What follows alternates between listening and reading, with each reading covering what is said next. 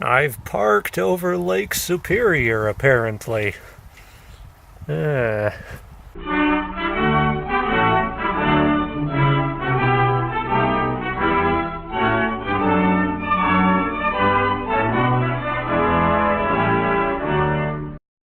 It appears that the formerly brown carpet is now transitioning into some type of green ferny moss. Alright, now who went and hacked off part of the bumper? Blazer, was it you?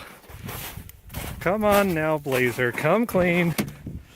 Yep, that's what I thought. There's the bumper. Oh man, these piles haven't melted away yet. I might have to do something with these. Water removal is much easier when you don't have to deal with any of that liquid stuff. I hereby christen thee the USS Sorely Optimistic. Whoops. Ah, dang it, I flushed too fast and it sucked the entire toilet and the plumbing system away. Not even the septic tanks are left.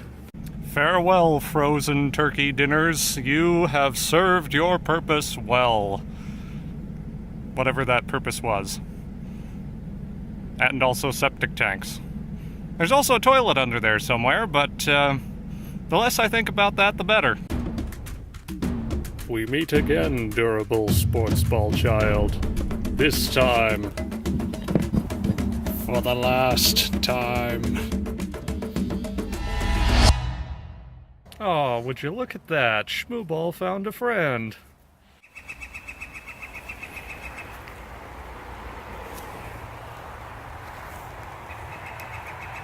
Oh, give it up already.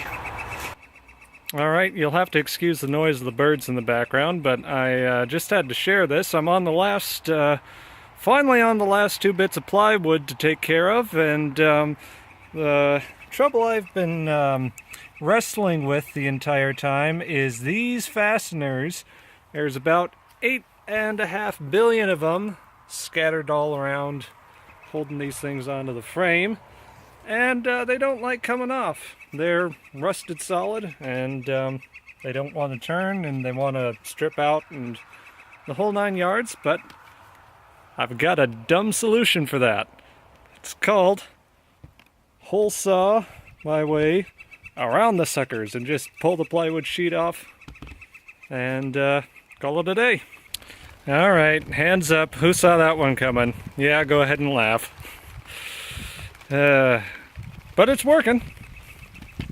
Well, good news. I've got the floor taken off, and I managed to get the propane tank that used to be bolted up under there. That's now out of the way, and yeah, I've also been working on grinding off some of these fasteners that are poking up all over the place, and I've got enough of the the really thick connecting fasteners that hold it to the rest of the frame right there. Enough to the point where I think I can remove this entire floor frame. So far, I think the only thing that's really holding it in place is a couple of wires here and there. So, in order to get that floor bed off, I'm thinking I want to back it up, possibly even go to all the trouble of turning it around and backing it back in, and having it right there so I've got more room to flip it over and see what we've got underneath. Probably more mess. Alright, and with an unbolted rear floor and a battery for a seat, we are ready to go. It's only sketchy as heck if you stop to think about it. Update, it won't start. Yeah, this isn't very fun. I'm considering just doing what we did before and towing this thing backwards a ways. Here we are yet again, and this time I've made sure the parking brake is released. Yep, I think we're ready.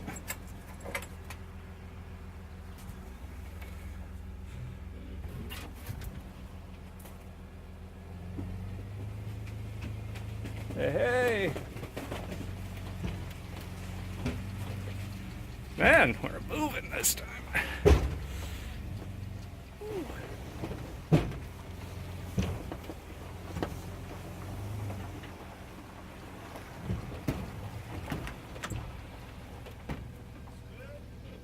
Looks good to me. Oh, see, it goes a lot easier when you remember to take the parking brake off. Oh, and that? Yeah. Well, as just a little side note, I've been poking around, and we knew that when we started out, we did know that the master cylinder here does have fluid in it, still has fluid in it, and it does seem to work just fine. But I just opened up this secondary cylinder here, and I notice there is fluid in it, but not nearly as much as I would normally expect if this thing were operating the way it was supposed to. You can see in there the hole towards the back is where it meets up with the master cylinder, and the level in the reservoir isn't really quite doing enough to fill the master cylinder. So I'm still not entirely sure what this second brake cylinder is exactly going to, but I'm assuming it goes to the brakes on one of the rear axles. And that being the case, this might help explain why the brakes, while they did work, were always a little bit sketchy when we were trying to drive, when we drove this thing back to my house. So yeah, I might want to do some work on this one. I mean, I might want to do a little work on a few other things too, but this one in particular is a little worrying. So yeah, I mean, it's vaguely comforting that there's still a little fluid in it, but it does kind of beg the question, where did the rest of the fluid go? Of course, right as soon as I get all the pine cones cleared out, it has to go and storm, and well, I guess chalk this down to another thing I should have seen coming a long time ago, but parking it under the neighbor's pine cone tree in a storm maybe wasn't the best idea. Oh, joy.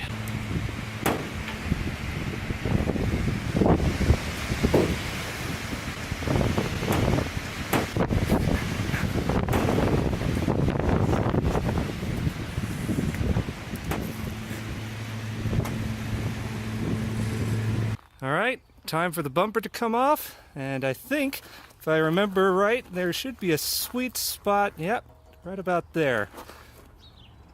Ah, just like that. And here I thought that wouldn't work. Yeah.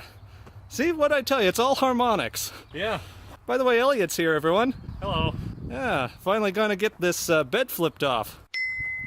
Alright, and if you ever wondered what a motorhome frame looks like, well, it looks a little something like that. That's a heavy bit of frame right there. Well, I have good news and bad news. What's the good news? Good news is your U-joints appear to be okay. They might be a little... No, that's just side to side. Okay, your U-joints are good. Bad news is your exhaust.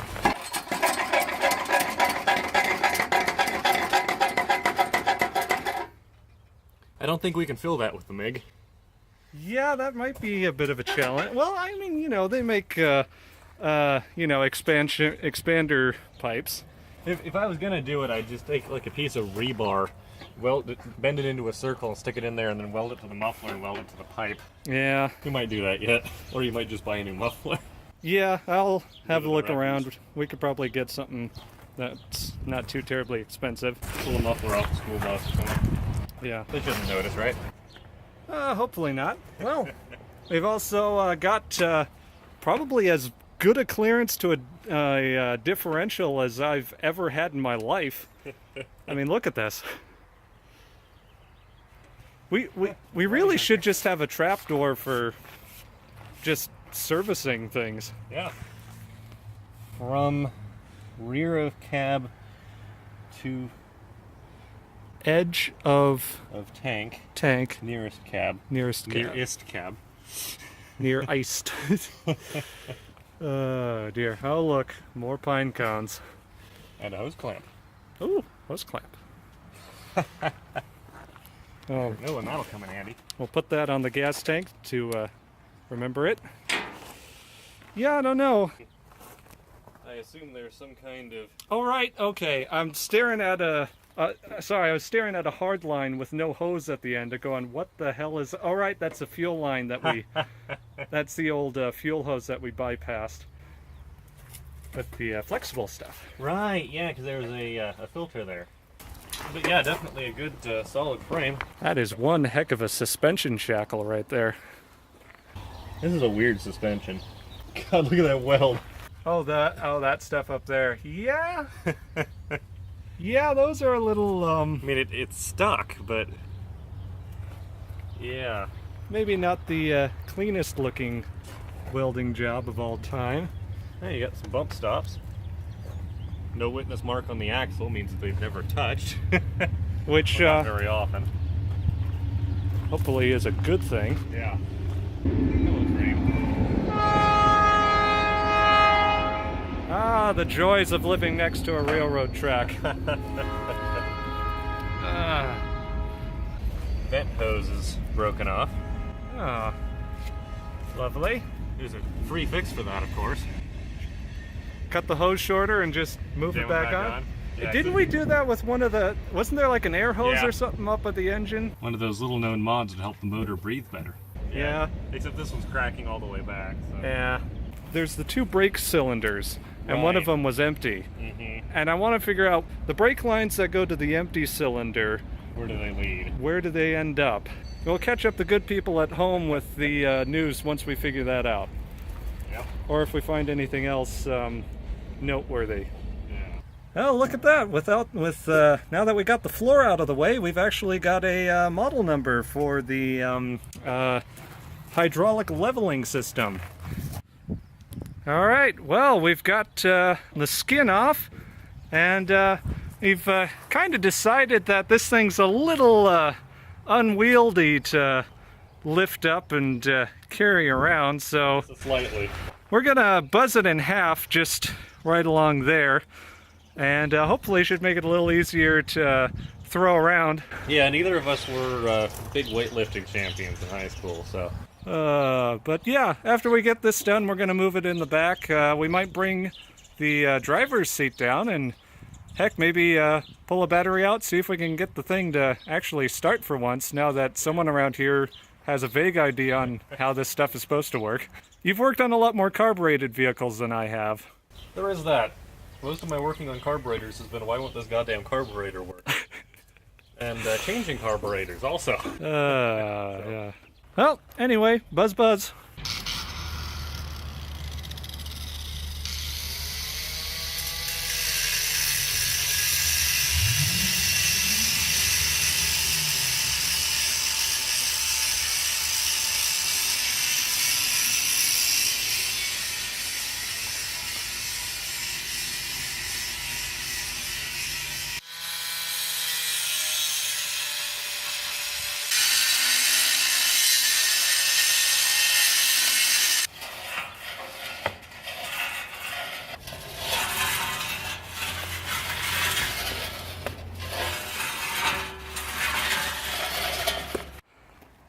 Do-it-yourself jungle gym. Yeah.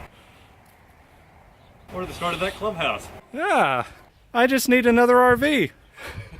Well, took a bit of doing, but we got the sucker cut in half and stowed away for now. And as long as the kamikaze birds don't try to steal it, We need a lot of kamikaze birds. that was the main thing I wanted to get done today. Now we're gonna go grab a driver's seat, maybe see if we can get the thing to start, maybe take it for a little spin around the church property. Yeah, wonder how good of a drift we can get going with this thing. We've got no weight over the rear end. But we do have a lot of surface area on the tires. Yeah, and then these aren't powered. A lot of traction to overcome, and yeah, those aren't powered either. Or braked. No, they are braked. But not by the e-brake. And they're also not braked by the regular brakes. Because they're not working. Anywho, until we come back with the seats. Yep. I do believe Elliot has just now realized we filled his car with balloons while we were out on an adventure. Thank you, Zeb, for handling that for us. Welcome. Oh no, now he's putting them in my car. We gotta move.